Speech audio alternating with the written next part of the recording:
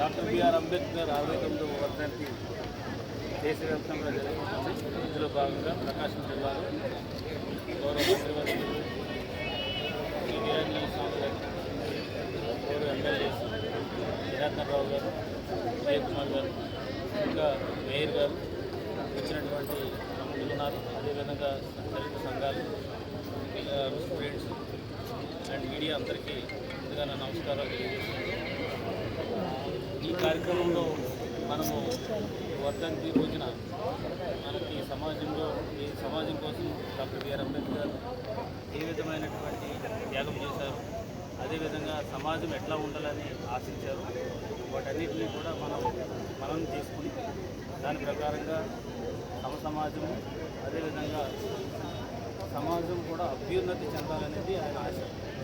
So అందరం కలిసి ఉంటేనే ఈ భారతదేశంలో మనం రక్షిద్దామనే ఒక నినాదంతో అటు దళితులకైతేనేమి, అటు విమెన్కి అయితేనేమి, అన్ని రకాల వర్గాలు ఆ రోజు ఉన్నటువంటి పీడిత వర్గాలు ఏవైతే ఉన్నాయో వాటి పట్ల ఆయన ప్రత్యేక శ్రద్ధ చూపించి సో వారిని కూడా సమాజంలో ఈక్వల్గా అందరితో పాటు ఎదిగేలాగా ఒక కాన్స్టిట్యూషన్ రాసి దాన్ని ఒక దైవంలాగా మీరు భావించాలని చెప్పేసి ఆ కాన్స్టిట్యూషన్ ద్వారా రాజ్యాంగం ద్వారా దేశ పరిపాలన నడవాలని, దాని ద్వారా అన్ని రకాల ప్రజలకి మేలు జరుగుతుందని ఒక ఆశించి ఆయన మనకి ఈ ఆశయాన్ని మనకు పెట్టారు. కాబట్టి దాని ప్రకారంగా ప్రజలందరూ కూడా ఈరోజు ఆయన వర్ధంతి సందర్భంగా అవన్నీ కూడా గుర్తు చేసుకుని మనం ప్రోగ్రెస్ అవుతూ ఆయన యొక్క ఆశయాలను ముందుకు తీసుకెళ్లాలని సందర్భంగా కోరుకుంటున్నాం.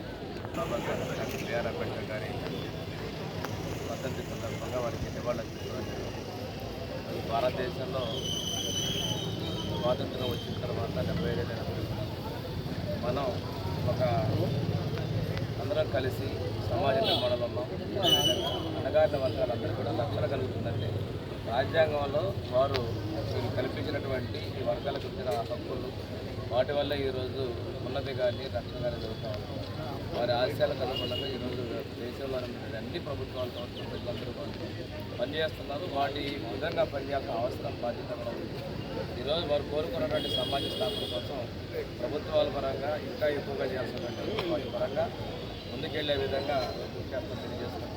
ఆ మహనీయుడు ఇచ్చినటువంటి హక్కుల సంరక్షణ కోసం మనందరం కూడా కట్టుబడి ఉండాలని కోరుకుంటున్నాం.